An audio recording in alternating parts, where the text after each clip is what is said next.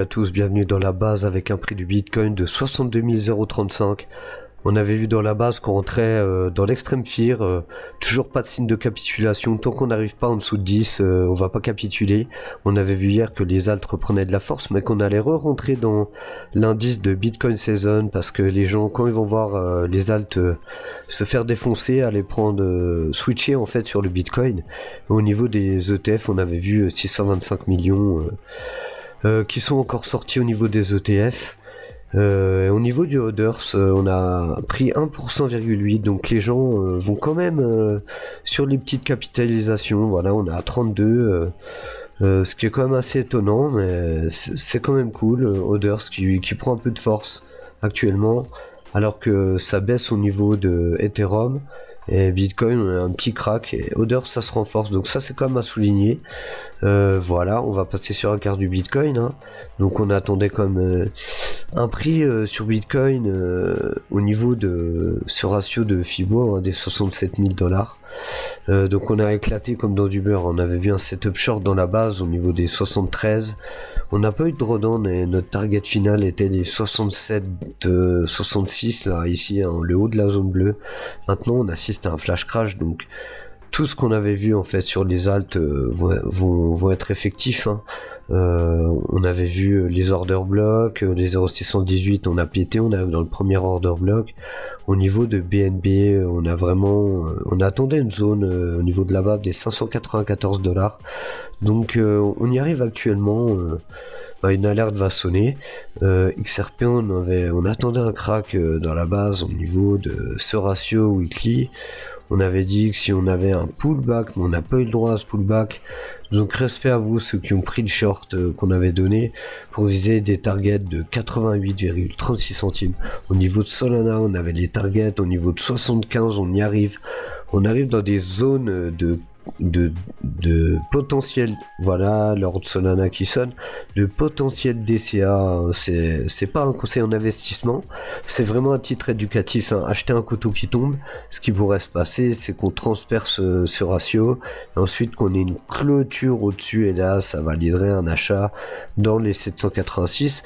Après ceux qui veulent commencer à faire du DCA, pourquoi pas mettre des ordres aux 75 en haut du bloc, ici au 0,786, une au milieu en bas de cette petite zone, hein, donc au niveau des 52, et un ordre au niveau des 886, ce qui pourrait être 4 zones d'achat, et ensuite on aura une petite latéralisation, un rebond, et là pourquoi pas qu'on aura un setup bull, reprendre des ordres. Ça nous aura fait lisser un achat sur sol avec nos premiers achats au niveau des 786.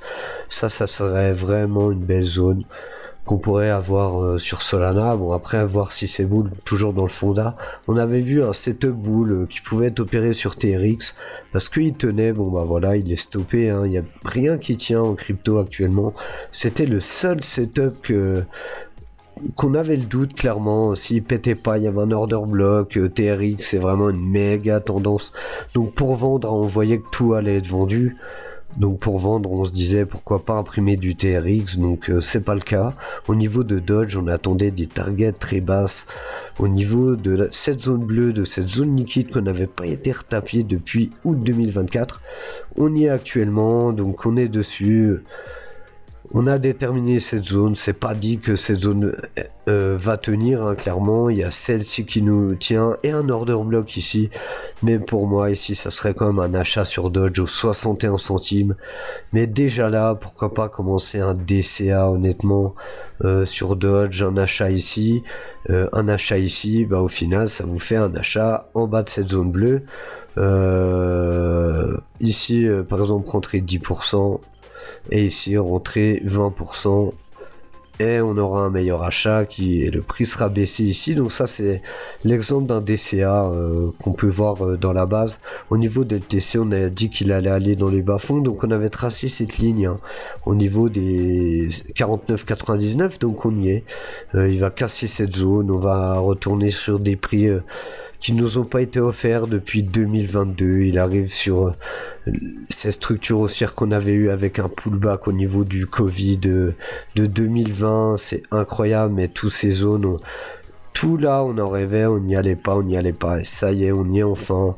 Donc respect à tous ceux qui ont été patients. Maintenant, on va avoir des belles entrées avec des beaux setup bulls qui pourra nous offrir à nous plus tard.